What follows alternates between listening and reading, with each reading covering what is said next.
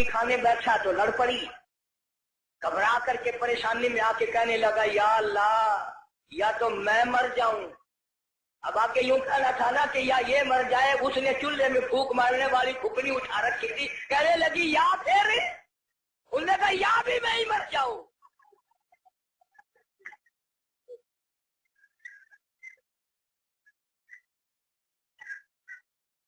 अक्सर और बेशर घरों का यही हाल है। बेचारे यूं ही अपनी जिंदगी घिसट घिसट कर पूरी कर लेते हैं, जिंदगी का मजा नहीं आता। जिंदगी एक गाड़ी है, लुत्फ जब ही आएगा दोनों पहिए बराबर चले, एक पहिए पे वजन पड़ा और वो पड़ा करके टूटे। जिस औरत को अपने खामिन की आमदनी का अंदाजा नहीं, खर्च में आशा करती है, वो की औरत है। और इन बेचारी बहनों का भी निरा कसूर नहीं। तुम भी तो इसी तलब में हर वक्त रहते हो कि मुंह पे आटा मली हुई नजर आए, बस हर वक्त घर में रोटी हो ना हो मुंह पे आटा जरूर मल ले। जनाबे सैयदा खदीजा रज़ियल्लाहु ताला अन्हा संजीदा माई, वल्लाह ला युक्दी का अबदा, मेरा परवरदिगार आपको बिल्कुल कभी भी जाया नहीं करेगा। क्यों? इसलिए आप मेहमान नवाजी फरमाते हैं, मेहमान नवाजी करते हैं, आप यतीमों के सर पे हाथ रखते हैं, बेवाओं के सौदे खरीद कर लाते हैं, गरीबों की गरीब परवरी करते हैं। अल्लाह पाक आपको कभी जाया नहीं करेगा।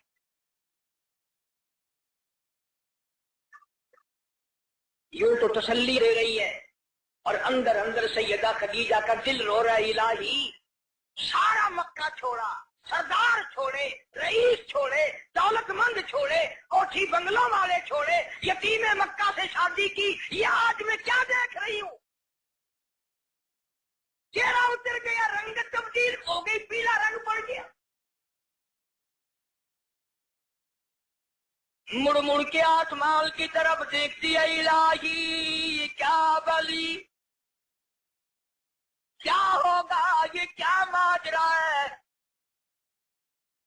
अर्ज करने लगी, मेरे महबूब, मेरा चाचाजाद भाई वर्का इब्ने नौफल यहूदी तौरात का आलिम है, बड़ा संजीदा है, मैं उसको उसके पास आपको लेके चलती हूँ, दिखला के लाऊंगी हुआ क्या है।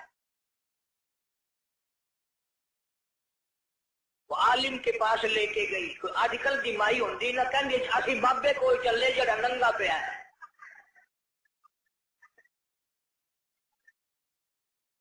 हमारे मुल्क में नंगों को ज्यादा माना जाता है। हाथ धोबी, कुर्ते से नंगा आधा वली, पजामे से नंगा पक्का वली।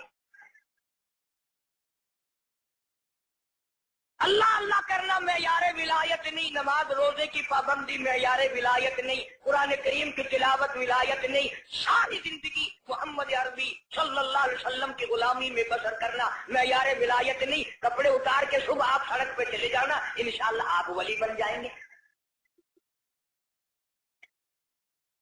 और इशारे करते हैं, पहुंची हुई सरकार है, अगर की निशानी है पहुंचने दी, अगर देखो ना गाड़ी पछाड़ी खुली हुई है।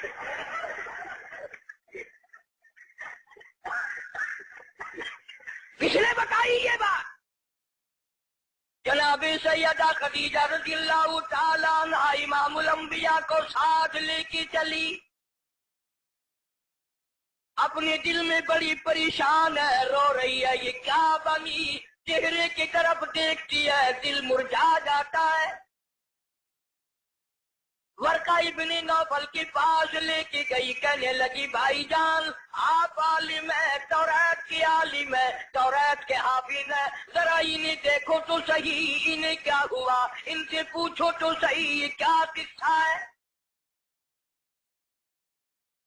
बताती भी जाती है, रोती भी जाती है, भाईजान आज तो ठड़का लगा हुआ है, आज तो दिल को शीशा लगा हुआ है, कहीं मेरे उजड़ने का वक्त तो नहीं आ गया।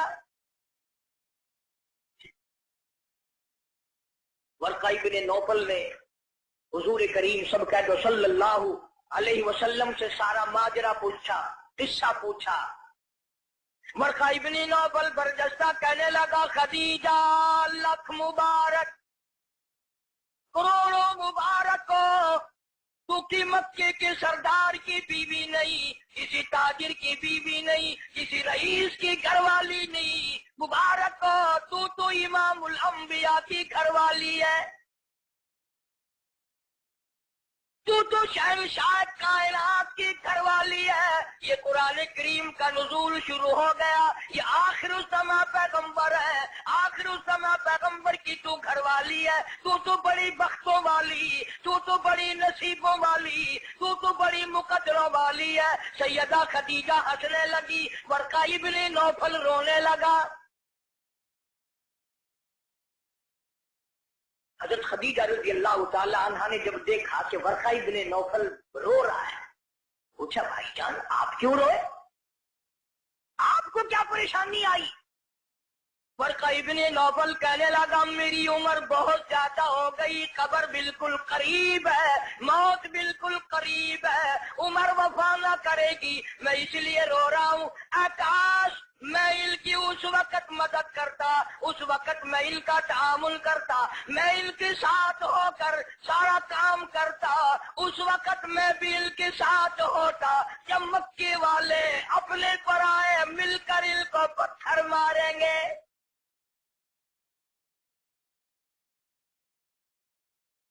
حضرت خدیجہ رضی اللہ تعالیٰ عنہ نے پوچھا یہ کیا کہہ رہے ہو، جو کسی کی بات کا جواب نہ دیں،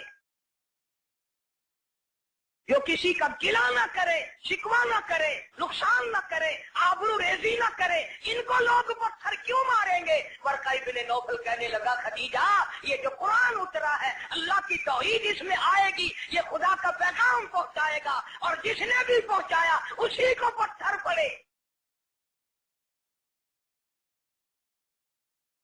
سیدنا نوح علیہ السلام کی ذات اقدس ہے، فرمایا قال رب انی دعوت قومی لیلا ونہارا فلم یزدہم دعائی الا فرارا۔ او میرے پروردگار میں نے اس قوم کو رات کو بلایا، دن کو بلایا، صبح شام بلایا۔ علماء نے لکھا ہے سیدنا نوح علیہ السلام بازار میں صبح جا کر کھڑے ہو جاتے، اللہ کی توحید کا پیغام پہنچاتے، لوگ اتنے پتھر مارتے، اتنے مارتے تھے، سر سے لے کر پیروں تک پتھروں میں اللہ کا نبی چھپ جاتا۔ آفری کہنے والا کوئی نہیں، مرحبا کہنے والا کوئی نہیں، نعرے لگانے والا کوئی نہیں، ساتھ دینے والا کوئی نہیں، اور پھر یہ منظر ایک دن کا نہیں، 950 سال گزر گئے۔ آپ کو اور مجھے دربار الہی کی عظمتوں کا پتہ نہیں، سارا دن پتھر کھانے کے بعد رات کے وقت اللہ کا پیغمبر سر سجدے میں رکھتا ہے اور روتا ہے الہی تیری توحید کا حق ادا نہ کر سکا، معافی مانگتا ہوں۔ سارا بدن زخمی، لہولہال، سردی گرمی، قومیں بدل گئی، لوگ بدل گئے، مر گئے، پھر پیدا ہو گئے، مگر اللہ کے نبی کی مار نہ ہٹی۔ سارا دل مار کھانے کے بعد بھی اللہ کا پیغمبر سر سجدے میں رکھ کے روتا ہے وَإِلَّا تَغْفِرْ لِي وَتَرْحَمْنِي أَكُن مِّنَ الْخَاسِرِينَ۔